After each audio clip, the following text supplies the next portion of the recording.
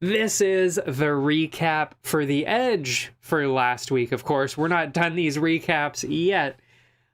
The first one of the night was our first Edge, and that was, of course, Daniel Marcos. Sadly, he was winning, so it looked like we were on our way to getting another W here, but because it was a no contest, that means it's just a wash. We just get rid of it, which is why it's in white, but it's also kind of in green because it's not a loss, so I'll take that as a win. Take wins where you can get it, you know? But that, of course, just stays off the record. We don't count that as a win. It's just neutral. And it was fairly close, like I said it was going to be, but Marcos was definitely winning. Then 3 fouls in the same round. Ended up being a 5-minute break from a groin strike leading to a no contest. So that sucked to see because it was pretty clear that we were going to be walking away with a win in that one. That brings us to Devin Clark. Yikes. I thought we were going to be having a decent one here, and honestly, kind of never really looked like he was getting going there at all. He just couldn't get past the striking of Prachnio, the kicks, the output in general. It was just too much, and then the wrestling kind of just didn't work for him. Disappointed, very disappointed in that one. I don't even know if I can say I really shouldn't have given him the edge there. I don't know. I feel like in general we should probably cut down on these edges a little bit just to keep the record up. But hey, whatever. Is what it is. We took the L. We move on. That was not a good one for us. But a good one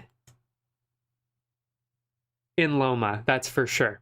Loma, actually, that's right. It was actually a little closer than I thought it. Oh, actually, no, never mind. I read ahead there. Fairly slow. It was actually fairly close, kind of. I mean, Loma never looked like she was losing, but it was close because there really wasn't a whole lot of output going on. Fairly slow, even pace on the feet. Loma just giving slightly more output to win the fight. It was a pretty boring one to watch, let's be real. That was not one of the highlights of the night, that's for sure. But it gave us a win. So I'll take it and we move on. Another win. This one was way closer than I thought it was going to be. This, of course, was Oki and Kwamba. I thought with the short notice, the featherweight passed for Kwamba. I really thought this was going to be an absolute massacre. I really did not think this was going to be close at all.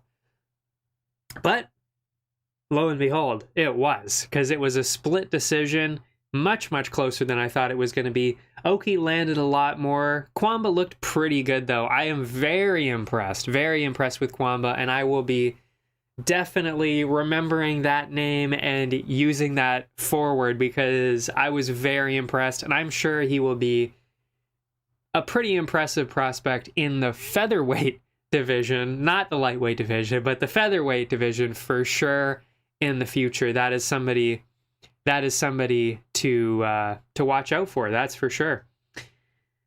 Where were we here? Yeah, I actually don't really think it should have been a split decision. I didn't think it was that close. I thought it was pretty obviously for Oki, but, you know, I will say the judges, a little bit all over the place on that card. I wasn't really agreeing with a lot of things that were going on. Not necessarily the outcomes, but the scores that were being given. I was like, okay, we might have some problems later in this card. I don't know if we did, though. I don't think we did, but yeah, split decision, don't really agree with that. Then we move on to the next fight, and that was Petrosian and can't remember. Oh yeah, Vieta, that's right. Petrosian looked great on the feet, and then it was kind of what I was worried about, which is the grappling. I did mention that, you know, if he could hold up to the grappling, he should win. Sadly, did not hold up on the grappling, so he did not win. Rough times for Petrosian. Got taken down quite a bit, and then actually ended up getting submitted. I will say this is why he wasn't in the parlay, because I really wasn't 100% sure if he was going to be able to stop that grappling. And maybe this is why we don't include people like that in in the edge, you know, brings the numbers down, makes me look bad. Hey, you know, we took the L on this one. We live and we learn. Yeah. What can you do? I guess just not include him. I guess that's what we could have done. Anyway, but we move on. We move on with RoboCop.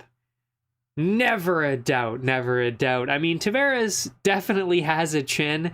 And he was landing kind of well, but the pace and the power of RoboCop, just too much. Yeah, there was really no doubt he was winning that fight. So great pick there. And we move on to the next one, which was sadly another L. And sadly another one that I will say I probably shouldn't have given the edge. And it was exactly what I said. It was exactly what I said was going to be the problem, which was the new weight class for Ihor. Because I said the pace and the power that he was giving off in light heavyweight was actually pretty good. Like, it was like, oh, okay, like, he's actually really not as bad as people are making him out to be. It was just that the power coming back to him was way too much at light heavyweight. So you got to figure when he goes down to middleweight, he's going to be able to handle the power well, and hopefully still has the same pace and pressure and the same chin, hopefully, at middleweight. And that is actually exactly what happened. So I guess I really shouldn't have given him the edge, given Brychek the edge, because, yeah, it was just too much. But, you know, I mean, there was also the circumstances that Potiera was getting into with this one, which is that, you know, he just got finished in December, then he's taking this fight on short notice. Can he lose 20 pounds that quickly, you know, and still hold up? Wasn't really sure. So was it a mistake? Was it not giving him the edge? I don't really know.